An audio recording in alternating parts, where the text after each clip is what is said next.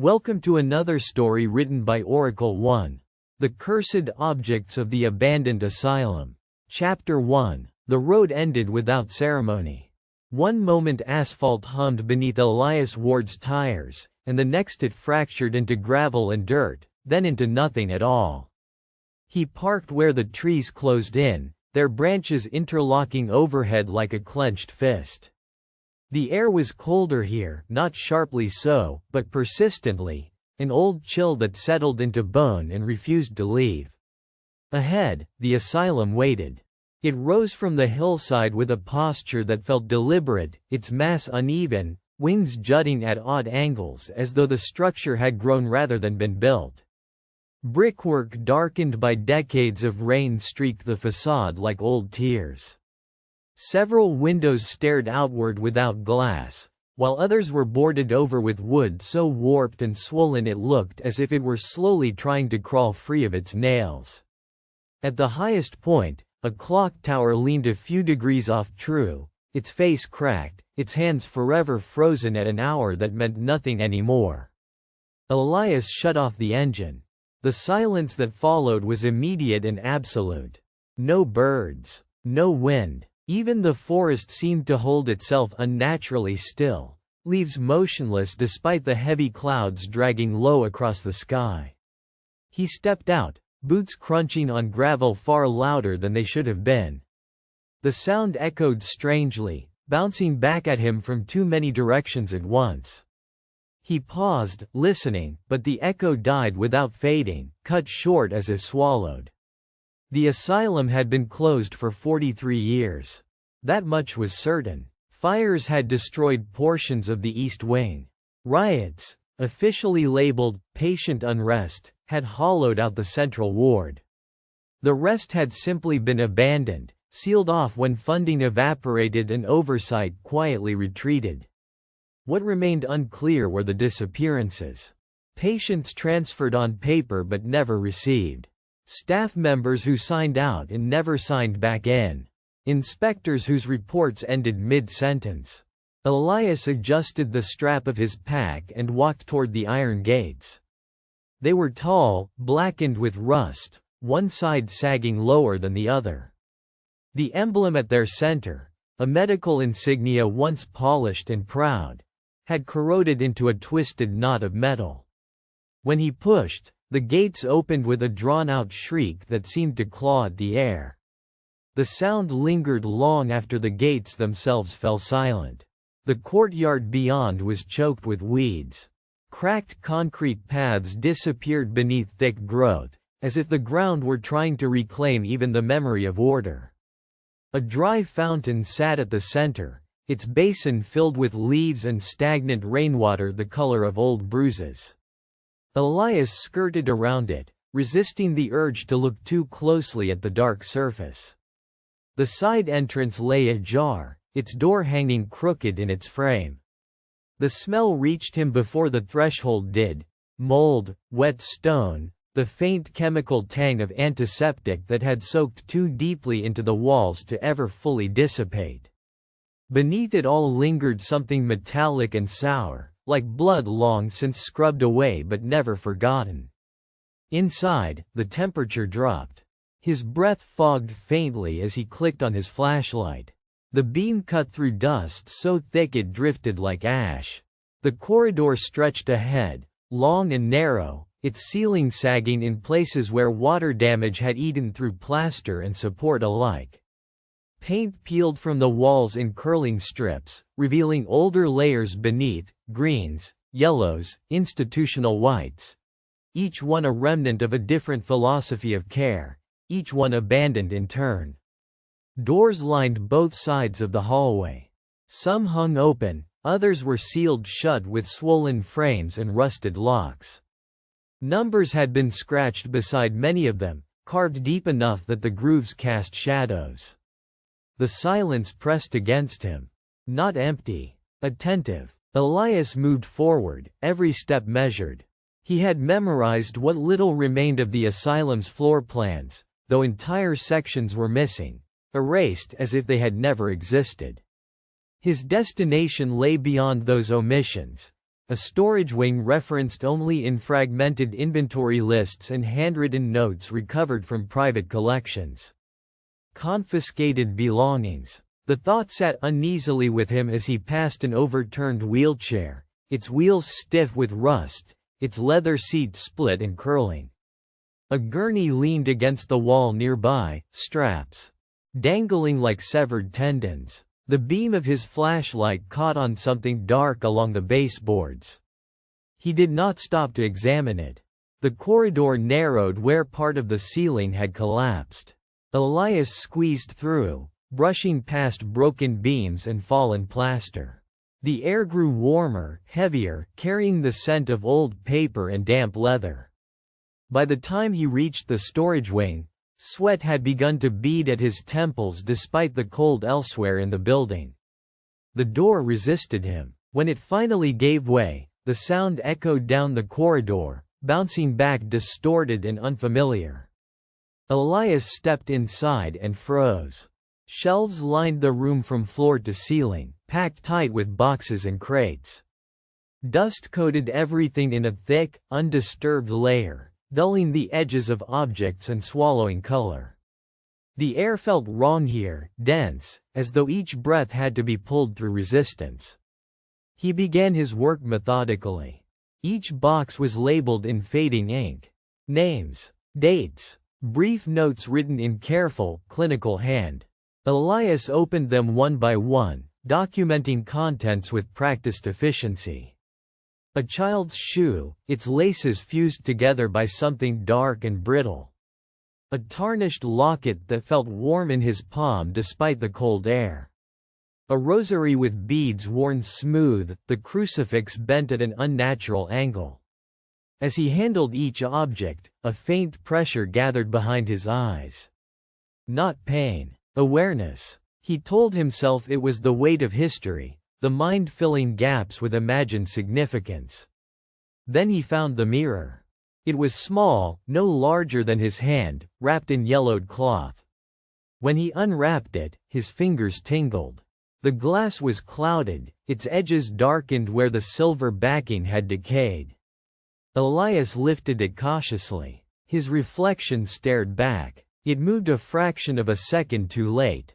He lowered it at once, heart-thudding, and set it aside. The sensation passed, leaving behind only unease he could not quite justify. At the back of the room, beneath a shelf that sagged under its own weight, lay a ledger wrapped in oilcloth. The cover beneath was pale and uneven, stitched crudely along the spine.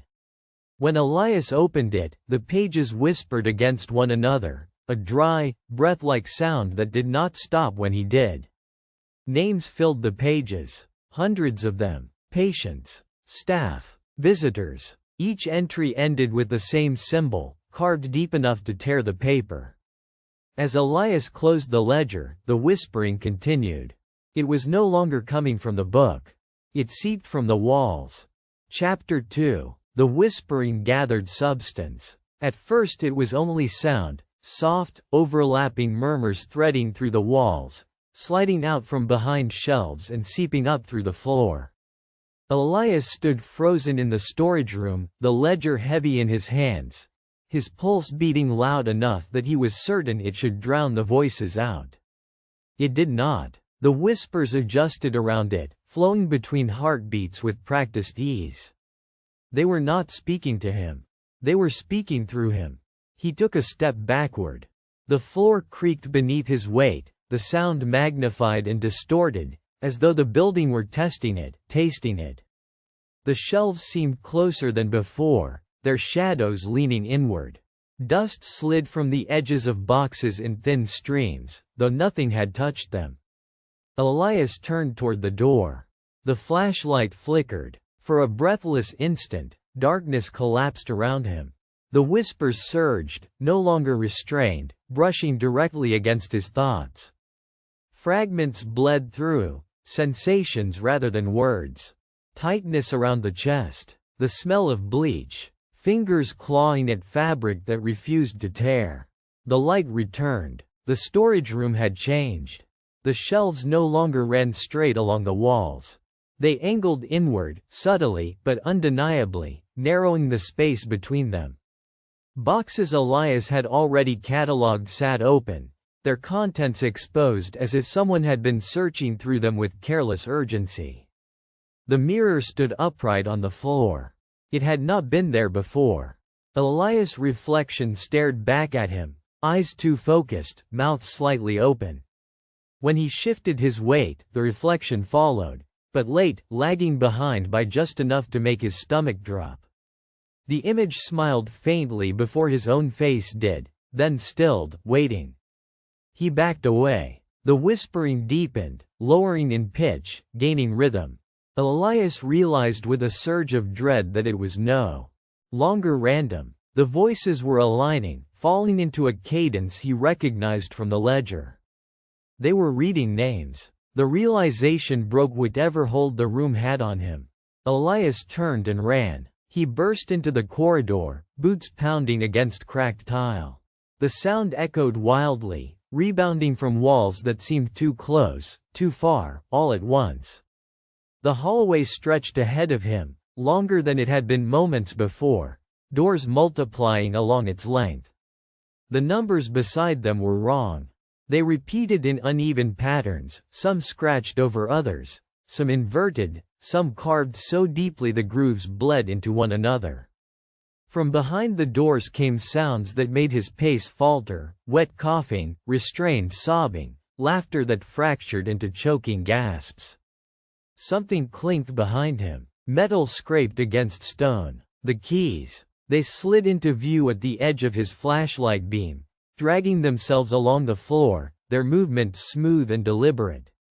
No chain pulled them. No hand held them. They followed at a measured distance, neither rushing nor lagging, as though certain of their destination. The music box began to play. Its melody warped and uneven, notes dragging where they should have lifted, repeating where they should have ended. The sound filled the corridor, impossible in its volume and direction, echoing from everywhere and nowhere at once. Elias ran harder. The asylum resisted him. The floor sloped subtly, forcing him to adjust his balance with every step. Corners curved back on themselves. Stairwells rose only to collapse into bricked walls. Doors he forced open spilled him into rooms identical to the ones he had just left, beds bolted to the floor, walls streaked with moisture, restraints hanging loose as if recently used. The whispering followed him, clearer now. "I didn't mean to. Don't lock it away. It's still watching." The phrases overlapped, layered thick enough to blur, but the emotion beneath them was unmistakable.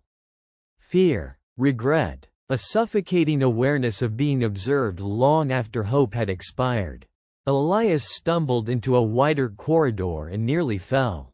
The space opened abruptly, revealing the central ward. It was vast, its ceiling partially collapsed to reveal the night sky beyond. Moonlight poured in through the jagged opening, illuminating rows of rusted beds bolted to the floor in rigid formation. Their frames cast long, skeletal shadows that stretched toward the walls and did not quite align with the objects that cast them. At the center of the ward sat a single restraint chair. Its leather was cracked and darkened with age, straps hanging loose, buckles open. The chair faced upward, angled slightly toward the hole in the ceiling, as though positioned to receive something falling from above. Elias slowed, dread pulling heavy in his chest. The objects followed him into the ward. The keys slid into place near the chair's feet. The music box settled onto a nearby bed, its tune softening, growing almost reverent. The mirror drifted upright, glass facing the chair.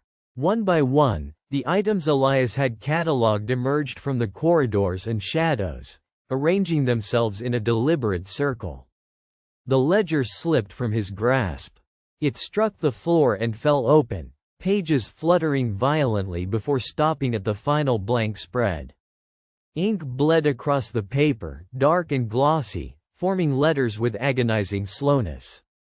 His name, Elias Ward. The whispering ceased. In the silence that followed, he became acutely aware of his own breathing, ragged, uneven, too loud. The air felt charged, humming faintly against his skin. He took a step back. Something pushed him forward. Not hands. Pressure. Intention. An unseen force seized him, guiding him with calm inevitability toward the chair. His muscles locked, responding sluggishly, as though he were moving through deep water. He struggled, but the resistance was token, allowed rather than genuine. The building did not rush him. It did not need to. The mirror rose to meet his face. In its surface, the asylum was no longer inert. Walls pulsed slowly, like organs beneath skin. Doors expanded and contracted with shallow breaths. Thin, luminous threads extended from the objects around him, sinking into the brick and mortar, weaving through the structure like veins. Understanding bloomed with sickening clarity. The objects were not cursed because of what had been done to them. They were anchors. Each one held a fragment. Identity, memory, awareness, bound in place so it could not decay. Flesh failed. Names faded. But objects endured. The asylum had learned to use that endurance, to preserve what it took. Collectors were not intruders. They were caretakers. They replenished what time eroded. The straps snapped shut. Leather bit into Elias' wrists and chest, holding him fast. The chair vibrated faintly beneath him, responding as if to a long-awaited signal. The ledger lifted from the floor and settled onto his lap, pages warm against his trembling hands. The whispers returned, softer now. Patient, hungry, waiting. The mirror reflected his face, already subtly wrong, eyes too still, expression stretched thin by dawning comprehension. The objects leaned inward, their presence pressing close, intimate and unavoidable. Above him, the moon slid behind cloud. The ward darkened, and the asylum began to breathe. Chapter 3. The first thing Elias felt was weight. Not the weight of the restraints. Those had faded into a distant, irrelevant pressure, but a deeper heaviness, as though gravity itself had increased its claim on him. His thoughts moved sluggishly, dragging through a thick mental resistance that dulled panic into something quieter and more corrosive. Awareness remained. That, he realized dimly, was the cruelty of it. The chair hummed beneath him, a low vibration that traveled up his spine and settled behind his eyes. The leather straps tightened incrementally, not enough to cause pain, but enough to remind him that escape was no longer a concept that applied. The objects around him held their positions, suspended in a perfect ring, unmoving and attentive. The ledger lay open on his lap. Its pages no longer fluttered. They rested calmly, ink still wet where his name had been written. As he stared down at it, more text began to appear beneath the entry, not written so much as impressed, as if the paper itself were remembering.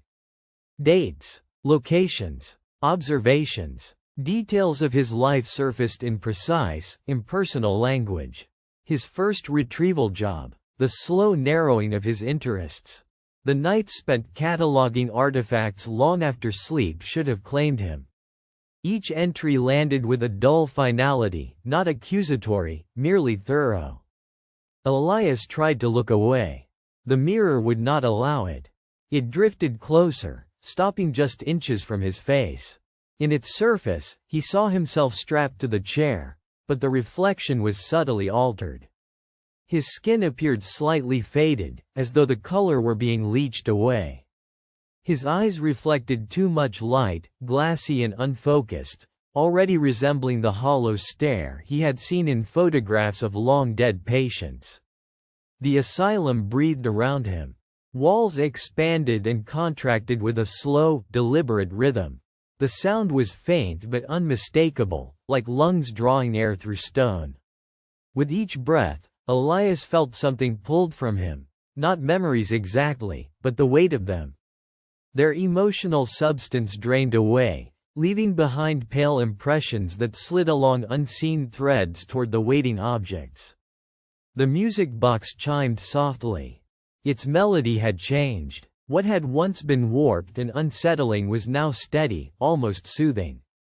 The sound carried a sense of completion, of a process unfolding exactly as intended. The keys rattled once, then fell still. The other objects responded in subtle ways, small shifts, faint glows, like organs reacting to a shared stimulus. Elias screamed. The sound tore from his throat raw and desperate, echoing through the ward. It struck the walls and returned thinner, stripped of urgency, until it dissolved into the humming beneath the chair. The asylum absorbed it without reaction. The ledger's pages turned on their own.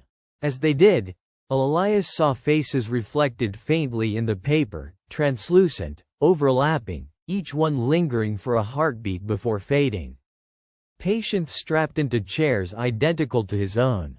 Orderlies slumped against walls, eyes empty. A woman in a visitor's coat pounding on a locked door until her hands bled. None of them moved. None of them aged. They simply remained. Understanding settled fully now, cold and complete. The asylum was not abandoned. It was curated. When fear became too visible, when incidents drew unwanted attention, the doors were closed and the building left to rot from the outside. Inside, the system persisted, sustained by those who sought to preserve the past. Each object taken out eventually drew something back in, someone attentive, obsessive, receptive. Someone like him. The mirror darkened, its surface clouded until his reflection vanished, replaced by a depthless black that seemed to pull at his gaze. Within it, shapes shifted, threads tightening, pathways aligning. Elias felt a sudden, intense pressure behind his eyes, followed by a sensation of tearing, as though something essential were being peeled away layer by layer. Pain finally came. Not sharp, not explosive, but vast. It filled him completely, leaving no space for thought or resistance. His vision fractured, splintering into overlapping scenes, storage rooms, shelves, hands lifting objects with reverence.